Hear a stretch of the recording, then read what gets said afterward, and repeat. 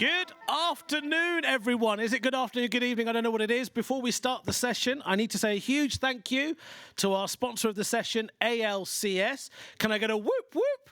Woo! Yeah, the CMC depends massively on our sponsors, so we're extremely grateful to ALCS for supporting this session. Remember, if you're a scriptwriter, do make sure you're signed up with them.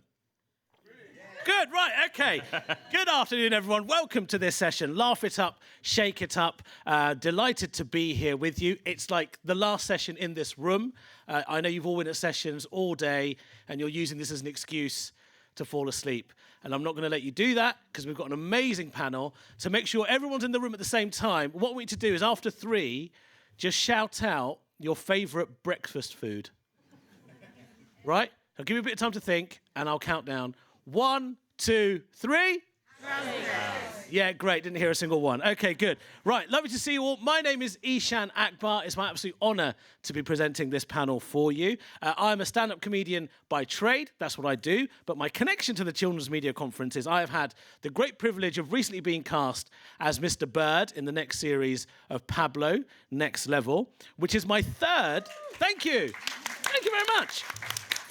And I've had 3 castings, and all 3 of them have been for teachers. So I was Principal Lakhani in Sex Education on Netflix. I was Eddie Head in a show Andy and the Band, which has already been aired, and now Mr. Bird. And the reason it's such a privilege is because I get to tell my brother, who's an actual teacher, that I get paid more to pretend to be a teacher than he does for being an actual teacher, which is a sad indictment of the teaching industry, but there we are. It's a fun thing for me to be able to do. But look, on this session, we are going to talk about the role that funny has in children's media and why it's important for content makers to chase the chuckles. And I'm delighted to have an amazing panel on here. You guys are so lucky. People pay tens and tens of pounds to see these guys do their thing. So, to quick introduction, this is Erin Tett. Round of applause for Erin Tett, everybody. We've got the wonderful Isabel Faye. The brilliant Joe Wells. And you've probably seen on Britain's Got Talent, it's Robert White. What a lovely time. So look, I got the chance to play Mr. Bird, and I think we've got a lovely little video to show you of my incredible, incredible work. It's going to blow! Take cover! Boys, is everything okay?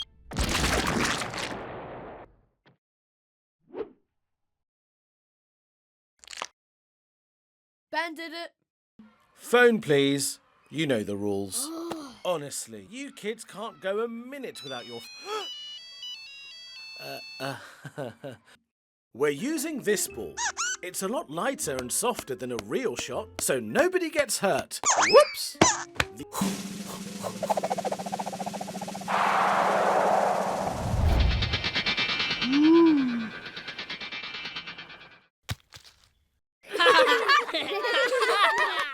Brilliant, Mr. Bird. It landed so close. Well done. I look forward to my nominations for a BAFTA. I thought it was really, really great. Now, look, as you can see, laughter is such a great way of trying to break barriers, and it's lovely to have this amazing panel who are all used to using laughter in order to do that very thing. And our young audience, they're always poised for a giggle and make sure that that's the way that they get their messages through. So I'll go one by one on this particular panel.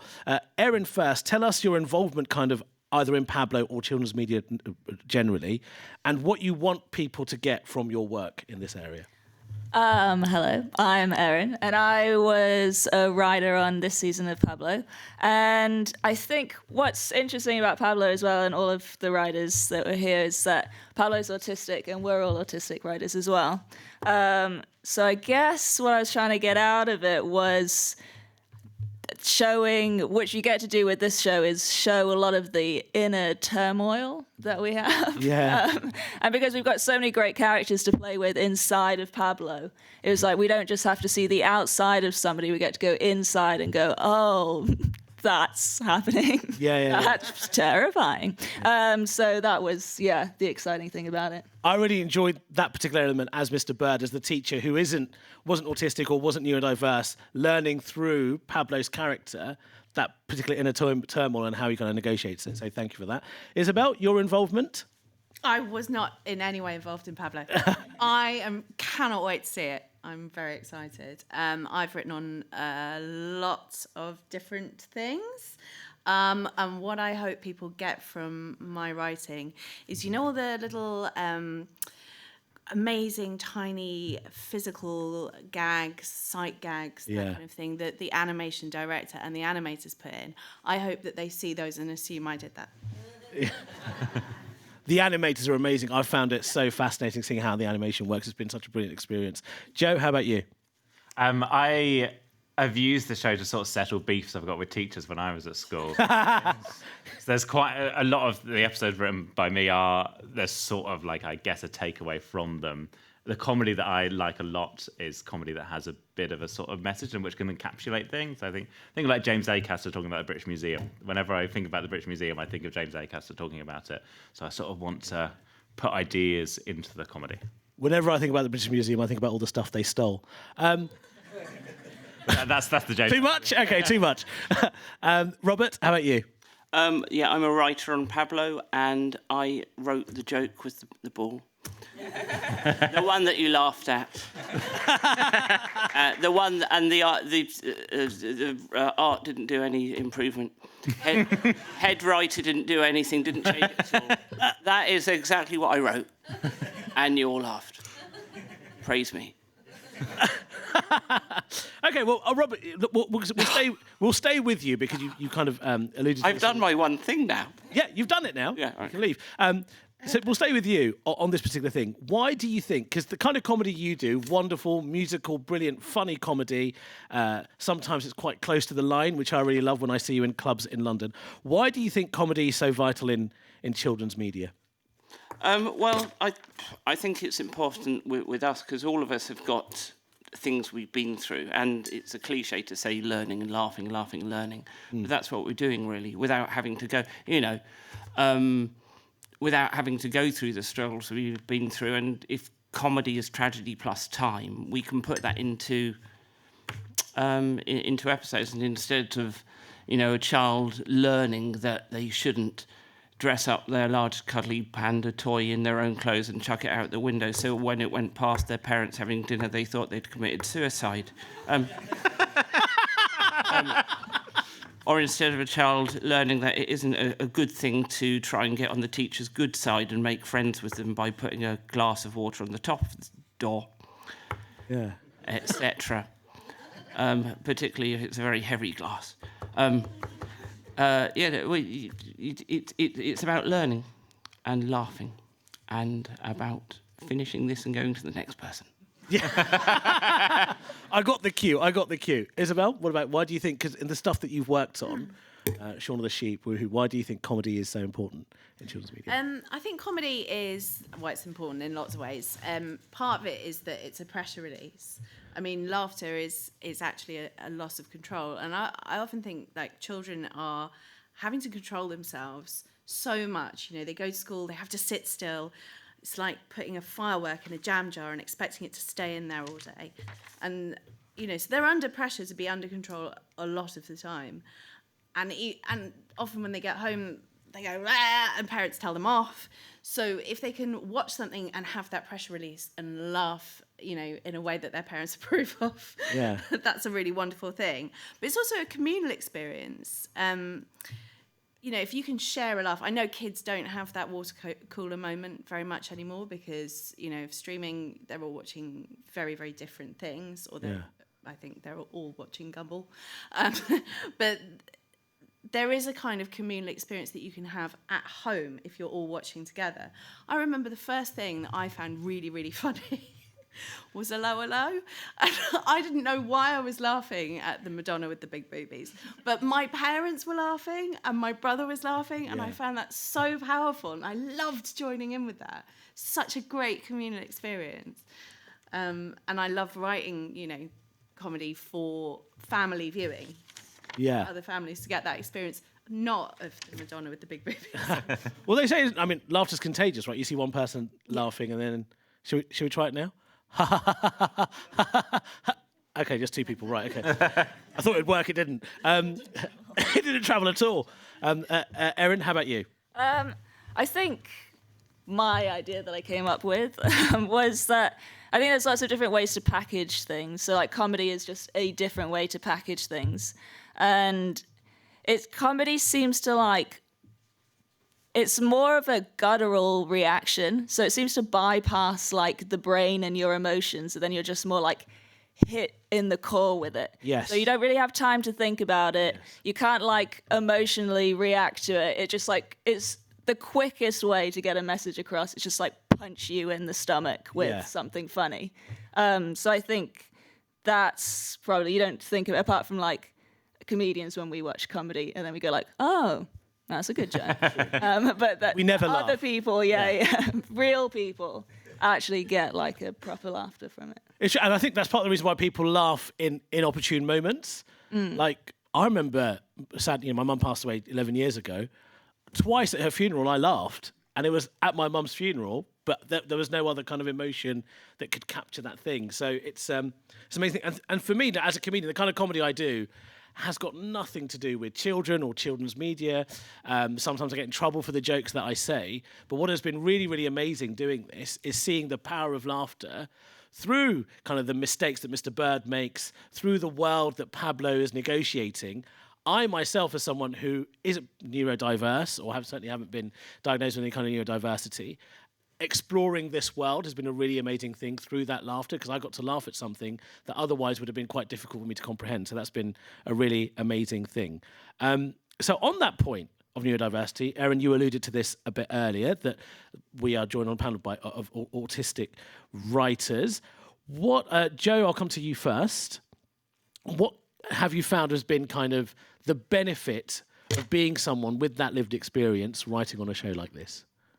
I think that I guess it's the outsider perspective, which I think a lot of comics at least try to take and try and find a part of who they are, which is outsidery, even if they're not sort of outsiders. And I've always tried to write things. My thing, which I would never do in stand-up or anything like that, is do things where I am like a silly autistic man and I say something inappropriate and that's the joke, is like, what an idiot I am. Yeah. And I'm happy to be self-deprecating in terms of, me being obnoxious or rude or, or jokes about my own appearance or whatever, but I never want like the autism to be the butt of the joke. And I think I've tried to push that through Pablo, and because actually I think lots of, and this has almost become like a sort of hackneyed thing to say, but like a lot of neurotypical ways of doing things are very odd to me, and I want people to see that they are odd. There's an episode I forgot when we're queuing up clips, but there's an episode I wrote about eye contact, and I really wanted people to see two things from it. Firstly, that like the reason why eye contact is uncomfortable for me, or certain like prolonged eye contact, is that it's gross, and we're sort of like we've got sort of balls of jelly in our skull, and you sort of sucking all the light into it, and I think that's really weird and disgusting. And it's like when you don't know someone well, I don't want to, suck on their jelly balls, is what I'm saying. And so that I wanted that for people to see that it's like a sort of, it's an overreach to force someone to make eye contact, and also that it doesn't make sense, that I listen to people better when I don't look them in the eyes. And there's one joke in particular which I think is in the clip where one of the where Mr. Bird is saying, you have to make eye contact with me so that I know that you're listening, and then he puts his fingers in his ears and makes eye contact and says, "What did you say there?" And so I wanted to sort of use it to show those perspectives and to show that this sort of neurotypical way of doing things doesn't always make sense. I think we've got the clip. Ed and Joe, if you'd like to play the clip for us, please. We'll find out what happens when these two seemingly friendly ingredients meet: vinegar and baking soda. Hi there! Huh?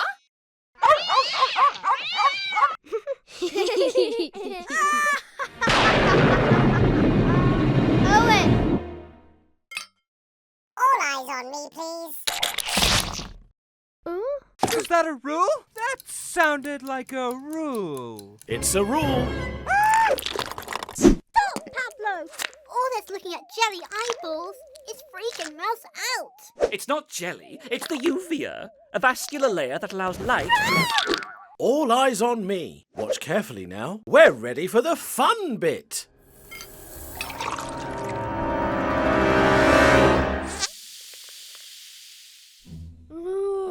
Making eye contact shows someone that you are listening to them. What's that, Mr. Bird? I said... Huh?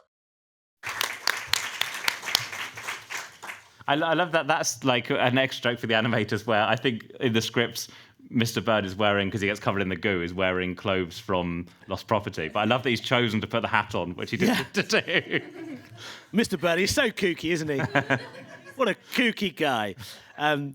Erin, how about you? Yeah, you mentioned it earlier in terms of your autism playing a part in your writing process for this. Yeah, I think what I was thinking was similar of that. You kind of like neuro, you kind of see things from sideways a little bit, and I think it is this outsider perspective of like there's this neurotypical world, and then when you're an outsider of it, you're like slightly removed from it, so you can see how absurd it is. And I think that's also like why I felt really powerful, like writing children's stuff, because I'm like, I can just change what everybody's like. Yeah, of In like course. 15 years, they're all going to be led by me. Yeah. Like, I'm just going to change everything. There are like loads of little people growing up to just have my crazy rules instead. So powerful. Was there a particular rule you were really excited about? Yeah, there's one that I like was really needed to get it into something, because this is like definitely applied to me in my stand-up and how I've been reviewed. It's just the way that we view confidence. So there's a girl in there and she doesn't really get listened to very well. And I really didn't want the message to be, oh, well, she should put her legs wider apart and have a different stance and make eye contact, because that will definitely perform the idea of confidence, and then we'll know that she's confident. It's Right. Like, she can also be quiet, a little shifty, and be confident. And also, we should just listen to her. Like, Yeah, she shouldn't have absolutely. to stand up straight to be listened to. She's actually the only person who's right in the whole situation. Yeah. And everybody's ignoring it. So, yeah. Tell us a bit more about the Clay Day episode. The clip. The clay, we're building up to Yeah, it. building up to it. Yeah. The really sly Seamless. segue into the Clay Day clip. That was my first one that I wrote, like pitched and wrote. So I think it went through quite a few changes. I was like, it should be this, and it was like kept changing. But that one was about Pablo wants to make. The idea is they're making something out of clay.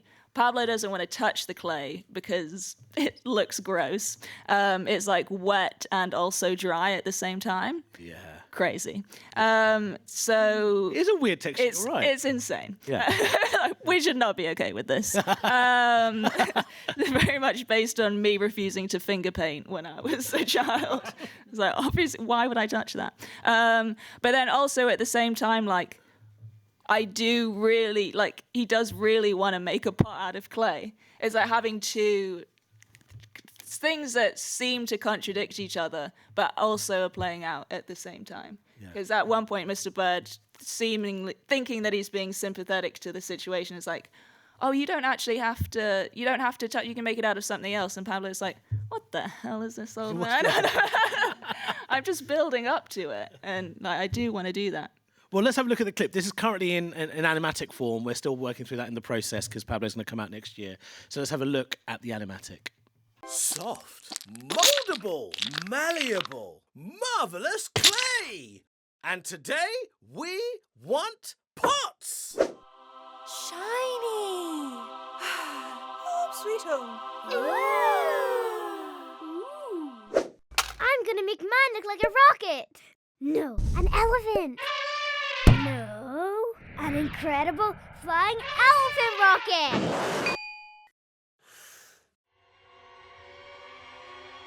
Don't touch that! But I have to touch it to make a pot for my buttons. Every button needs a... No! That stuff cannot be touched. It's untouchable. Look at it! Well, nothing is ever totally certain, Noah. Maybe Pablo's hands could stay clay forever. Oh. I'm actually really disgusted just looking at the animated clay. My face that whole time was like, that is. When I saw the picture of the clay, I felt really weird. Yeah. It was a very, very good picture. And also, every time I see an animatic, I get so excited about the actual thing coming out. It just looks absolutely amazing. So well done, Paper Owl. Amazing work. So look, thank you, Erin. So on that, so, you talked about kind of how your neurodivergence influenced your writing on this. Let's talk a bit about comedy style. So Isabel, I'll come to you first. You've written a lot on various different children's projects. Is there a particular style that you like using, or does it change depending on the project? And how influential has that been on your projects? I mean, I've written on an awful lot of different things. I've written on like puppet shows, I've written on animation, I've written on live action, I've written across all ages. I sound like I'm showing off now. I've written loads. Yeah. But I think what unifies everything I've written, and the point I always want to start at, is character. And like, Right. you have to love and understand the characters that you're writing. You have to, and like, to talk about neurodiversity, I'm very dyslexic. And they always say, like, where one sense is sort of crap, other senses heighten. And I feel like I'm so plugged into people. I'm always feeling other people's feelings in really unhelpful ways sometimes. I feel other people's feelings a lot. So, but that's a power that I can use here. So I'm always driven by character. There's a couple of clips that you were going to show. One from Lloyd of the Flies, which is on ITVX, and one from Shaun the Sheep, which is on BBC. Ta-da!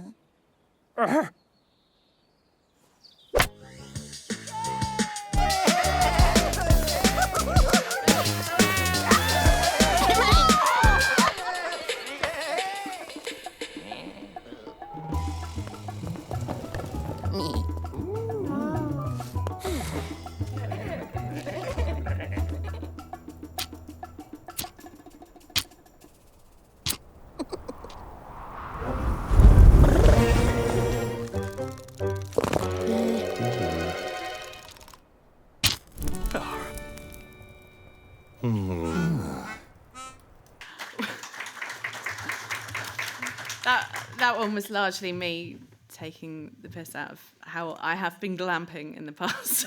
Right, yeah. Yeah, all again, no idea. But really, it was Sean's character there that I just, he's so impulsive in that way. He's so he wants everything now, and he wants it to be brilliant. Don't worry about the details; they don't matter. Yeah. And Bitzer is, his perfect counterpoint, because he really does think things through. Yeah. He toes the line. He likes rules. So I really enjoyed writing. And also that opposite, it's so funny, right? Yeah. You've got one person who's got this iPad, and you've got the other character who's actually doing something quite useful. So, But slowly. Yeah, very, very funny. The next clip, please. Right, listen up. Here's the plan. Hey, is that a page from my big book of wasps? Trust me, your share of the sweet will be worth it. Now, all wasp nests have similar layouts. The queen's storeroom is here. That's our target. There's only one way in or out of the nest, and it's guarded. Cornea, you're our distraction. Hello? Who'd like to try a nice distracting smoothie? Is this where I come in? No, not yet, Abacus. Oh, okay. We know his favourite is strawberry from when he sniffed my sweetie. Just strawberry? Rather bland. How about it if I had some... Just strawberry will be fine. While Cornea provides cover, we sneak in.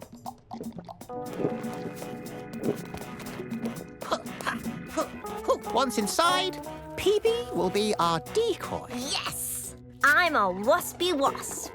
Routine maintenance. You're a wasp. Shout here. Oh, yeah. Routine maintenance! Clear out! Hey, this happens all the time. But not my shift yet. Is this my bit? Not yet. Oh. A treasure like that is going to be well guarded. Now? No. Okay. This is where we come to the really clever bit. We cut through the ceiling from the chamber above. Abacus, that's you. Sorry. Here, I borrowed my mum's saw. Careful, it's sharp. So you can see in that clip that, they've set up this plan. It is actually a genuinely workable plan. They are going to be able to go back into a wasp's nest and steal their wine gun back. But every single one of them, by nature of their own character, messes it up. Yeah. And I just loved playing with that, like taking every single character and going, what is it? What job could we give you on a heist that you will absolutely ruin? Yeah. Yeah. And Lloyd always hoisted by his own petard. So Yeah, and they're both wonderful clips. They speak to that idea of the character being so key. So So thank you for that. Robert, I'll come to you now.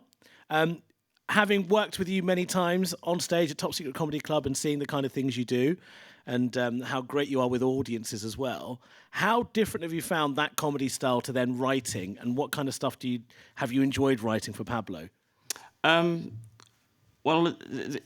Firstly, the comedy that I do in Top Secret is less to do with what I want to do, and it's more to do with when I moved to London after my life went tits up. It was much easier to get open spots doing comedy than open spots of, let's do a musical. And most of my stuff comes from writing songs, when I was a teacher, writing kids' musicals. And on Pablo, I've got lots of jokes, lots of punny jokes, lots of rhymes. It was very good to come to something where I couldn't use any of that fucking at all. I didn't know what to do. Did you have a musical background? I do have a musical. I wrote a symphony when I was 19. Anyway, so properly. I wrote music. I've got one musical which is 2 weeks away from production. No. We lost our producers 2 weeks ago. Oh, never mind. So it just sounds more impressive. No, but so losing rhyming, losing puns. I thought, you've got story, you've got narrative twists, you've got visual twists, you've got exaggeration, and I found that I had so much, and still came up with some very good episodes. And then when you watch them, it was genuinely. I'm a newer writer than Isabel, but it was genuinely as much about discarding bits of me as it was including bits of me, and sometimes it worked.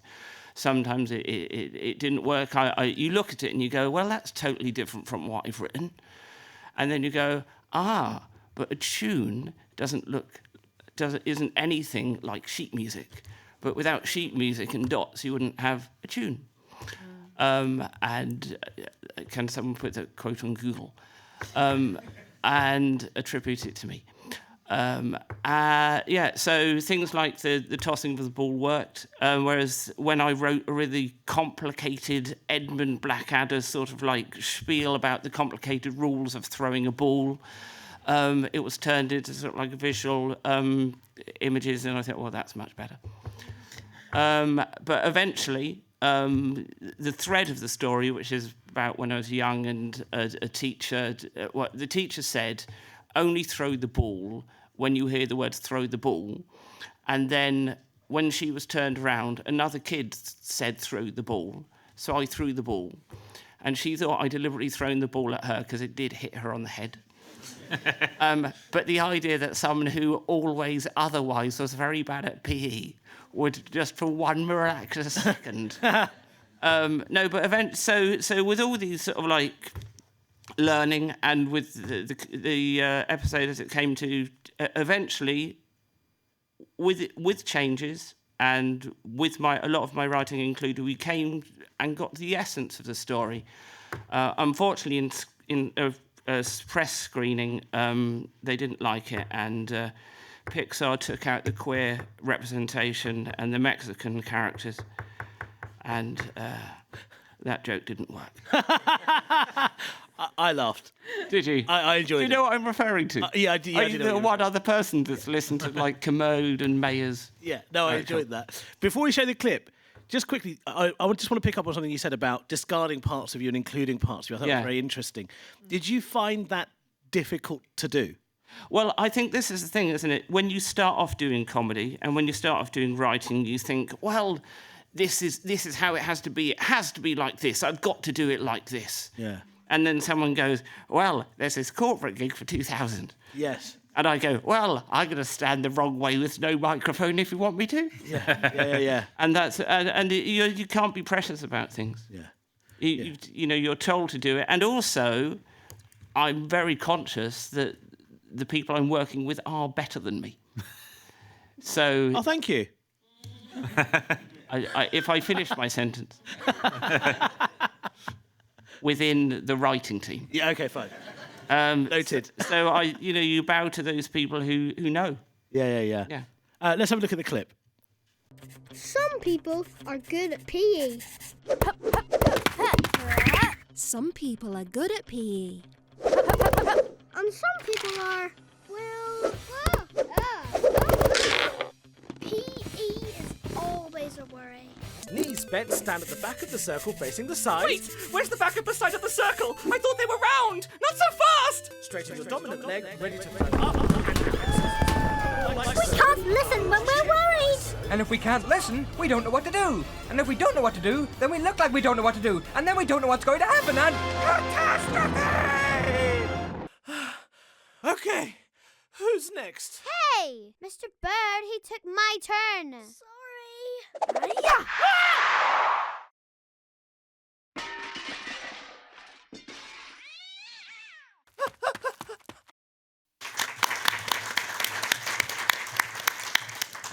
I remember I really enjoyed doing the voiceover for this because when I had to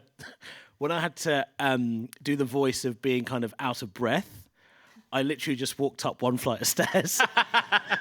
And I came back, I was like, I'm ready, let's go. Joe, the politics that you've done over the years, I first saw you, about 10 years ago, doing really political stuff. Yeah. And I used to think I knew what I was talking about. Yeah, really political stuff during the coalition years. And so to see you go from that to writing on something like this, tell us how that process has been and how much that particular comedy style has influenced this.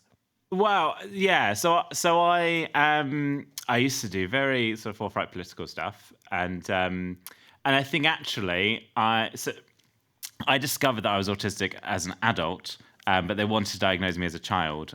So that all sort of came out as I had a car journey with my mum about 5 years ago, and she said to me, "Oh, have I ever told you that you're autistic?" She just. Just dropped it. And I went, "No, you haven't. What are you talking about?" And she went, Yeah, we've known since you were a child. And I was like, "What are you talking about? I'm not autistic." And she went, "Well, why did you think I used to run that support group for parents of autistic children?" Fair enough. Where were you going? Do you remember where you were going on this journey? I was just getting a lift. We went for lunch and she dropped me off at my house. Yeah. So it was quite a bombshell to drop. But I'd sort of been through sort of, the mental health system, and that was sort of floated. And I think when you are quite mentally ill, the autism stuff sort of takes a back seat because it was like, let's sort the OCD stuff out first. So So I wasn't aware of it when I was young, but then I had this sort of, basically they said that I would meet the criteria as a child, and then as an adult I got the formal diagnosis. So I wrote a show about that. I also, in writing that show, I realised that what I liked about political comedy was getting to shout about things, and and it being that sort of being able to be expressive in that way. Yeah. So and then I started talking about being autistic, and I started reading autistic writers and sort of learning about the world of sort of neurodiversity and autistic rights and all those sort of ideas around that, and I found that very fascinating. I think all my comedy has always been about trying to put across an idea. One of the best books I've ever read about writing is called Pity the Reader, and it's a collection of Kurt Vonnegut's books about writing, which I would urge people who write to buy. I think it's really good. And he talks about the prime mover of like, why are you writing this? Why should people listen to you? Right. And I think when I was diagnosed, I sort of had lots more things of like, now I know why I want to tell. Now I know why I want to do stand up. I've got stuff I want to say, and I want to push it through there. So yes, I've moved away from the question, haven't I? No, you haven't. You kind of explained what that journey was. We've got a clip. Let's have a look at the clip, and then we can talk. Okay. To the actual. Is this from Woohoo? This is the Woohoo's clip, isn't it? Yeah. This is Speedy Shelley, I think. Yes. Yeah. I love Speedy Shelley. Let's see where she went. Yay! Where are you, Shelley? Where are you? Oh, is that her? No, her shell wasn't that pointy. Is that her? No, her shell wasn't pink. Or is that her? That's a seagull. I found her! Ooh. Look at all these snails getting ready to race with Speedy Shelley. On your marks, get set, go! Go! Go? I thought Shelley was meant to be speedy. Oh, look at her snaily googly eyes. Yeah, and look at her big pinchy snail claws. Huh? Snails don't have claws, do they?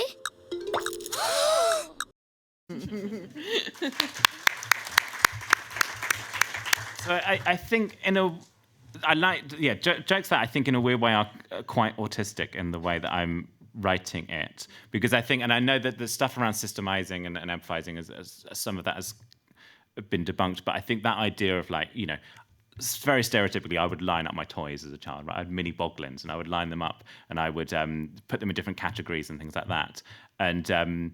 And the writer John Adams once said to me that the reason we line things up is not so they all look the same, it's so that we can see how they are different. And I think that when I came into, I was never good at writing at school, but when I came to comedy writing, it was that sort of systemizing thing of like, let's try different patterns and let's add these things and find a rhythm to things and put them.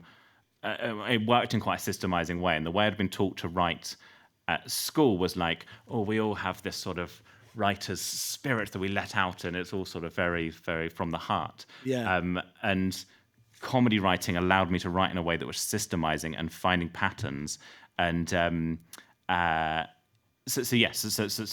when I'm writing about, they're looking for a specific snail, going, is it that one? No, that one's too pointed. Is that one? No, it's too pointed. And I've got that format, and I've gone, I can place that on different things. A lot of my sort of writing and a lot of joke writing, I'm sure we're all similar, where you sort of, sometimes you have the bare bones of a joke, and you're like, I've got the crux of what this is. Yeah. But do I put this sentence before, or do I put this at the end?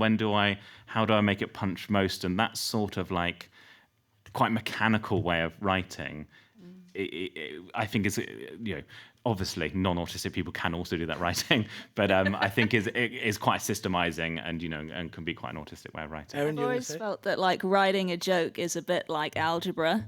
So you'll have like X equals, and then you have all of the components, and then what do? Either expand it or you like rearrange the X to make it like, you have all of the bits. You just got to get where the equals is in the right place, and then make it as tight as possible, because algebra is all about getting rid of the extra numbers. Because sometimes when you write a joke, you'll have like I don't know if you're saying, but the first draft will be like 2 minutes long, and you go, okay, there's 2 laughs in that, but it's 2 minutes long, and then you cut back from it. Yeah. Pretty sure. So I found sometimes as well, the elements isn't just words. Sometimes it's just delivery, which is why in animation it really works. So I've got some routines at the moment where I literally just slow down the delivery of the joke so the audience get it, and that makes it 10 times funnier. Or I just do a pause at a certain time. But you're right, there is a mechanical element to it where you have to be really, really precise. Isabel, I'll come to you as well. I mean, did you do a bit of stand-up before you started writing? I did, yeah. I did even worse than that. Everyone hates it. A character comedian. I was a character comedian. What was your character? Did someone actually talk shit? Wow. What was your character? I did lots. I did this ridiculous thing where I was a magician's assistant, and but there was no magician, and I had a guillotine. I would honestly haul this massive guillotine all over London so I could cut my own head off. It was ridiculous. Great. It's a lot less to carry when you're a writer. Yeah. But I found that because also to supplement my terrible character comedy, when I was in Edinburgh, I was also in a children's show, and I found the way the audiences showed up really interesting. So I was in my own show in the evening, and then in the mornings I was in a show called Dude, Where's My Teddy Bear? And I was the moon gerbil, obviously. And so in the evening people would show up. I don't know if you guys will agree, but there's an element of like, until you're really famous, there's an element of people showing up to hate you, and like you have to win them over. People showing up kind of going, oh, I'm going to hate this. not everyone. I've gigged in Guildford, I know. Yeah. King's Lynn for me. Right. And you have to work really hard and you have to win them over. Sheffield. And then I would go and do... Dude, Where's My Teddy Bear in the morning. And the kids would show up to love it. There was no element of that. They would show up to have a good time, and they were yours to lose. Not that we lost them. We were amazing. But it was such an interesting thing to look at the two audiences in that very stark way with a hangover. So when you're writing as well, then, do you have that sense that actually a child watching this, is willing for it to be good? Yeah, I mean, once you've got through the first, I think it's like 20 or 30 seconds, someone will know better than me, where they will have actually decided, yeah, all right, I will give you my time. Right. Then I think particularly a young audience, the much younger audience, will give you everything. They'll give you their whole attention. I've watched children, walking through a room and just stopping kind of on one leg because the TV's on and watching it, Yeah. And so they will give you their heart and their attention. And, and again, it's yours to lose. Kids and dads do that. Yeah. They'll walk through and then just... I have to say, I've only ever done one ever comedy for kids show, and it was the worst experience of my life. I just couldn't get them, and one kid turned around to her mum and just went, "This is not funny, I'd like to go home, please." I was like, okay, one day I'll be Mr. Bird, that's the dream. So look, I'm conscious of the time, and I want to give you guys an opportunity to ask questions as well. So I'll just quickly go to kind of the last two questions. The first one about kind of self-expression, in terms of how you have found, and Erin, I'll come to you first, using an audio-visual medium to tell your story, because you've been a stand-up, so you've used the microphone, you've performed it. How have you found going from there to leaving animators and other people to show the jokes that you're trying to get across? Yeah, I was not ready for this question. Sorry. Okay. Yeah, I think because I kind of think visually anyway, it wasn't too much of a leap, but it kind of was like better in a way, because I feel like I'm on stage trying to be like, no, like imagine it would be really funny. But then with this, you can actually do it and people can see. So in a way, it's easier because people are willing to, they don't have to do the work. Sometimes on stage, you're just like trying to get people to take 2 seconds. Just everybody close your eyes. Yeah. This will be funny if you think about it. So yeah, that was a nice extra jump. Yeah. Robert? Well, it was a muscle I hadn't really used, and then I used it and I found it was there. So I suppose that's lucky. But it's as you say about deconstructing jokes. There's very different parts of jokes in the way that you put those across. You're changing the language you're using, whether it's a musical language. You can put you can put the same joke across in just music. You can put the same joke across in like a sweary comedy club. You can put the same joke across in when you're a teacher teaching at school, and it's just getting those elements in a different medium. And luckily, it was there. If I'd have been asked, I don't know, rewire a house or something. Yeah. I probably wouldn't be able to do that. Yeah, I wouldn't be able to do I don't think anyone on the basis of my previous comedy would have gone to come and rewire my house. Who here reckons they could rewire a house? No one. Okay, we're no comedy writers. No comedy writers. Isabel, any thoughts in terms of kind of the visualization of your jokes and the stories that you want to tell? Was that something you used to do? You've got better at over the years, having worked on so many different projects? Better at visualizing. Yeah, and seeing that come up on screen and working with animators to do. Yeah, I mean, yeah, absolutely. Every job you do, you learn something new by watching it and seeing, I started this session by saying I want everyone to look at the things I've written and think she came up with that clever little thing in the corner. Yeah. But with every single job you do, you then watch it back. You sometimes you're surprised by decisions that have been taken and they've been taken out of your hands, and they're really it's important to then look at those and think, well, why did that happen? And that's really interesting. And like, what can I learn from that? And so I really genuinely try to very consciously learn something from every job I do. Yeah. So, is that an answer? Yeah, that is an answer. Absolutely. An answer to a different question. Yeah, no, it is an answer. And Joe, how about you? Have you found kind of the visual representation of your jokes and ideas interesting? Yeah, I think it is one thing which was a nice sort of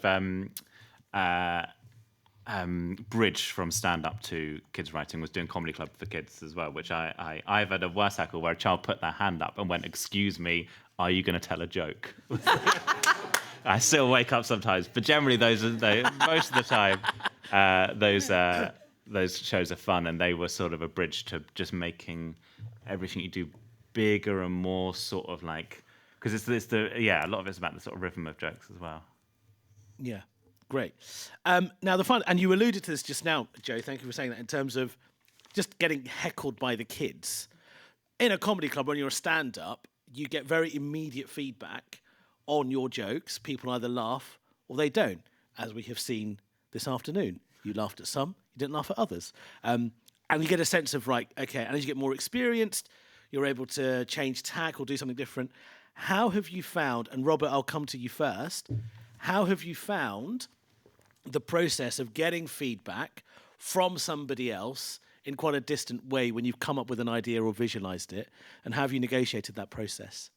Well, I think there's a few things. I think, firstly, as I said, a lot of my stuff I've originally done was rhyming and jokes, wordy jokes. I like playing with words, and things are explained to you if you're a new writer as regards, if things are translatable and if things will go across. And there's all these sort of little rules that you have to learn. I wanted to call the episode "To Ball or Not to Ball," more Shakespeare, where it was to throw or not to throw, which is for some anyway. So and you've just got to. The thing is that the audience is always right. The number of comics you see stand on stage or speak to you in the green room who go, "Well, I thought it was funny," and you see they don't progress. There's certain comedians I know who they'll do their sort of jokes quick fire and they don't even wait for the response. And you name names. No, don't. Dave Ward. I know him very well. Well, the thing is that you could have it. I can't believe you said that. No, but Dave Ward is a lovely person. He told me about another person who is not Dave Ward. Okay. But yeah, and you'll do 10 quick jokes. 5 of them will be great. 5 of them won't be great. But because you haven't waited for the audience to tell you, you can never filter it down to 5 jokes. Yes, of the course. only way that you can get better is by saying, "Tell me everything that's rubbish about this. I want to know everything that's rubbish about this." Yes. And Andrew gladly told me everything was rubbish. So, yeah, I think one of the things you do as a comic is you sort of lose an ego, because we've all bombed, and so you sort of become okay with doing stuff and just getting that feedback of nothing and being like, "Oh, okay, that's fine." Yeah. So yeah, I think it has made it easy when you get notes on scripts. Either I go, "Oh yeah, that makes sense," or so sometimes it sort of doesn't make sense to me, and I might sort of question it. But I think you become quite neutral on feedback as a right. comic, and I don't know whether you feel the same. Like I did, if when I'm working out an Edinburgh show, I'm like, okay, that didn't work because the audience said it didn't work. When I do stand-up, I tend to hold my audience in contempt most of the time and think that they're wrong until they're eventually right. As Robert alluded to, after 5 goes of a particular joke, you go, okay, maybe they're right. This probably isn't funny anymore.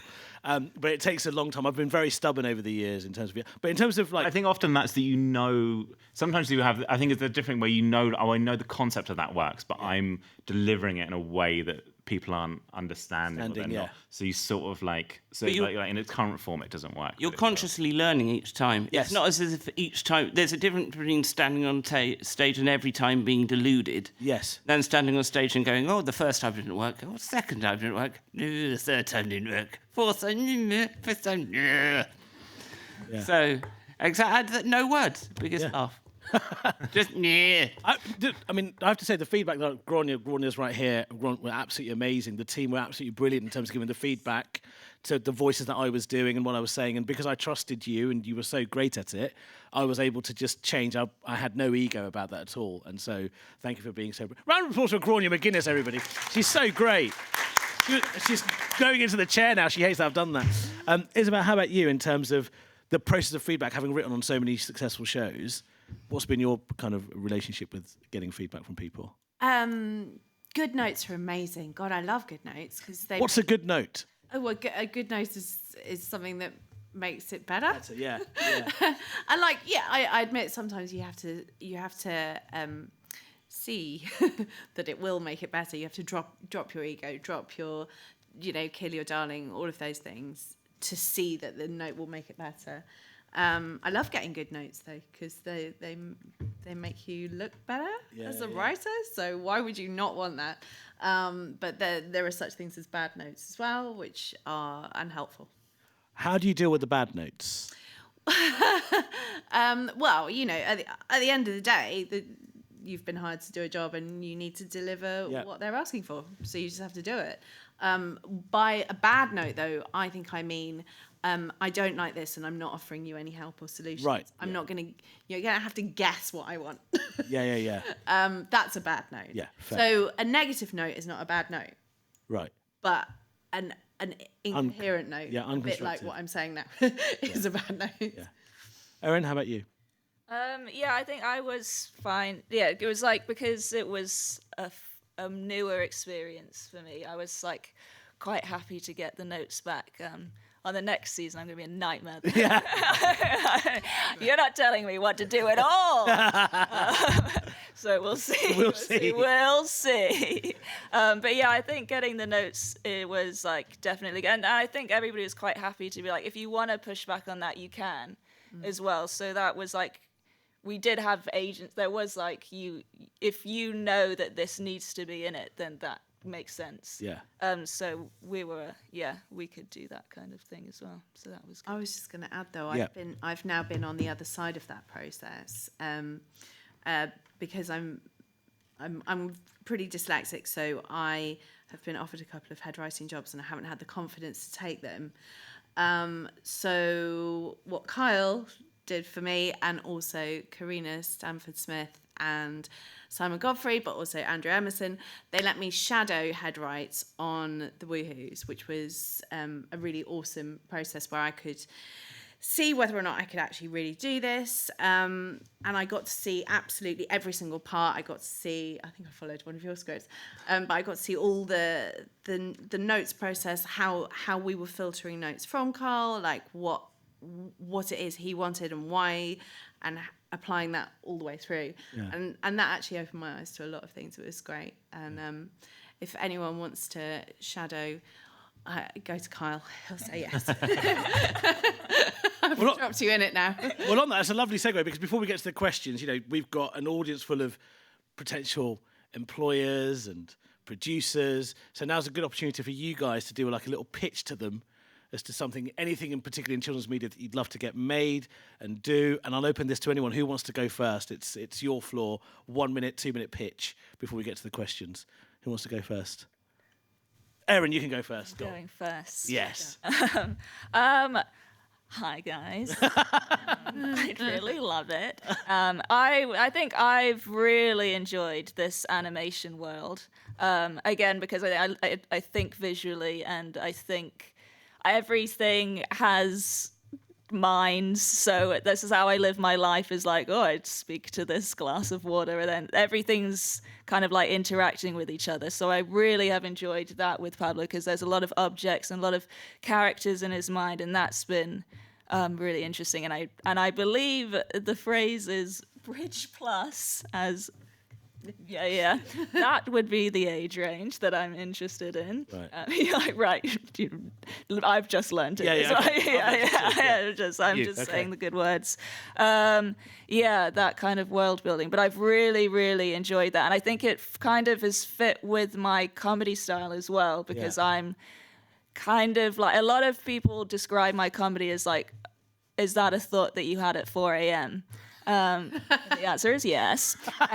So I feel like that mesh of like animation for kids and also like stoner comedy, which we all know exists. Like you're writing for 8-year-olds, but you're also writing for 25-year-olds. Yeah. That kind of mesh I've found really, really interesting and really enjoyed that. Great. Round of applause for Erin Tet, everybody.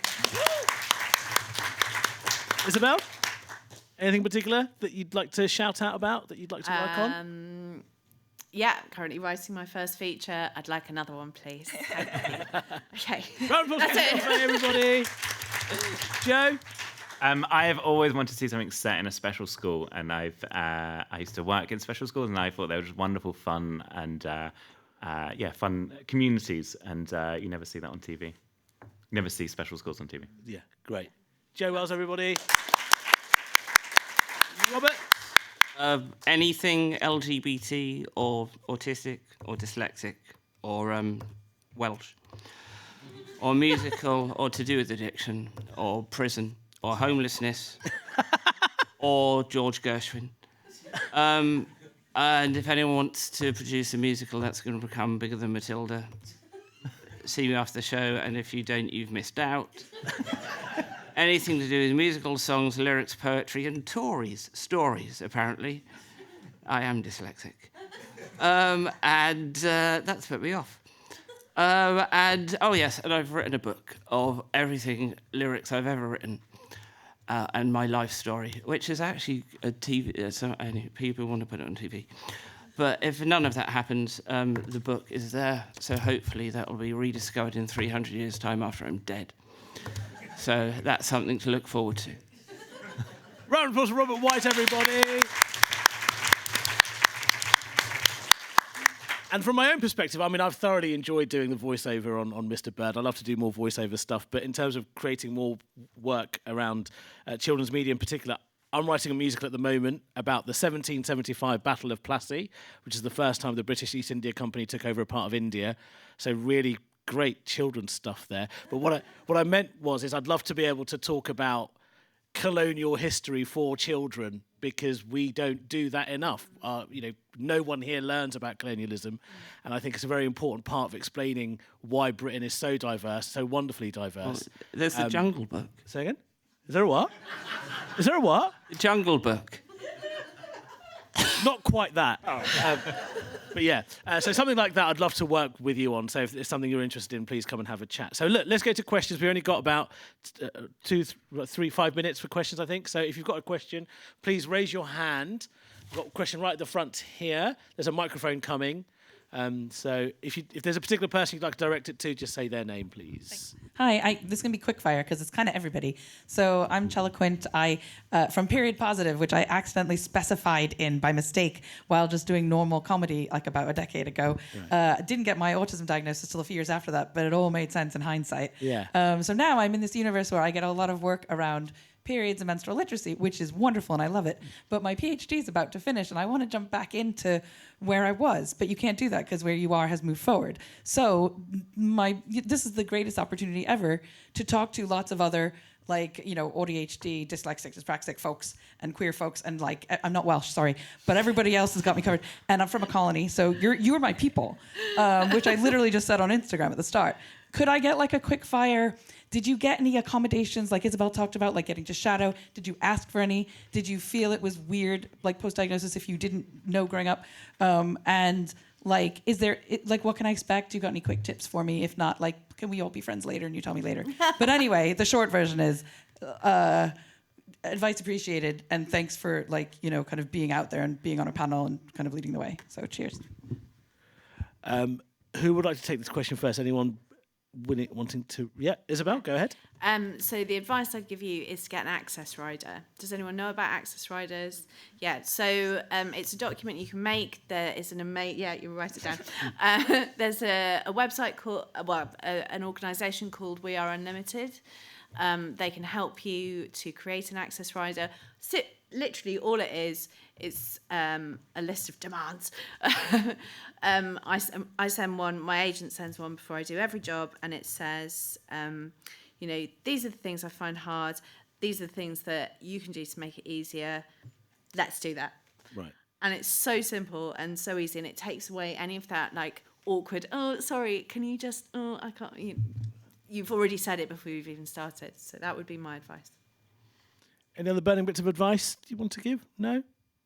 I think generally my experience has been that people have been accommodating when I've asked for things, and actually often the things we want aren't too complex. Yeah, in writing, it's okay. In comedy clubs, it's like the Wild West. Well, yes, yeah. You're like, you will be put up with like being punched in the face. Oh, thank you.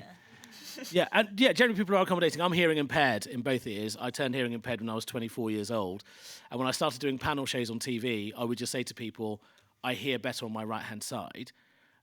The upshot of that was I'd end up sitting next to the biggest act on that show. So I managed to sit next to Bill Bailey when I did Mock the Week the first time. I was like, well, this has worked out pretty well for me. So, yeah, just ask, and it's amazing how accommodating people can be. That was such a sly, humble brag, wasn't it? When I started doing panel shows. Just wanted you to know what you're dealing with right now. Any other questions? What? We'll take one more. Yeah, one more. Just one final question here, just in the middle. There's a microphone coming for you.